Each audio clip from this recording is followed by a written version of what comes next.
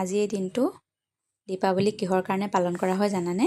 নাজানা? মই কৈ আছোঁ বাৰু। আজি এই দিনটো দীপাৱলী এইটো কাৰণে পালন কৰা হয়, যেতিয়া শ্ৰীৰাম প্ৰভু 14 বছৰ বনবাসত আছিলে, তাৰ ভিতৰতে এদিন সীতামাক ৰাৱণে লংকালৈ বুলি হৰণ কৰি নিছিলে। আৰু সেই ৰাৱণক হত্যা কৰিবৰ কাৰণে শ্ৰীৰাম প্ৰভু লংকালৈ গৈছিল। আৰু লংকাত গৈ হত্যা কৰি উভতোতে সীতামা, লক্ষ্মণ আৰু হনুমান এই গোটেইকেইজন নিজৰ ঘৰ মানে অযোধ্যালৈ আহিছিল। আৰু অযোধ্যাবাসী ৰাইজে শ্ৰীৰাম প্ৰভু আহিব বুলি বহুত উৎফুল্লিত হৈছিল আৰু বহুত আনন্দ পাইছিল।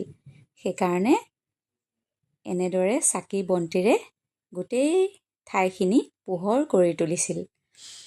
আৰু যাতে এই পোহৰে কোনো দিনাখনে বেয়া বস্তু আকৰ্ষণ নকৰে, বেয়া কৰ্ম নহয়, সেইকাৰণে সেইদিনাখনৰ পৰা আজিলৈকে এনেদৰে সকলোৱে উদযাপন কৰে। আৰু এই দিনাখনেই দীপাৱলী বুলি জনা যায়, দীপাৱলী হিচাপে পালন কৰে। আৰু সিদিনাখন অযোধ্যাত এই দীপাৱলী বহুত ধুমধামেৰে উদযাপন কৰিছিল।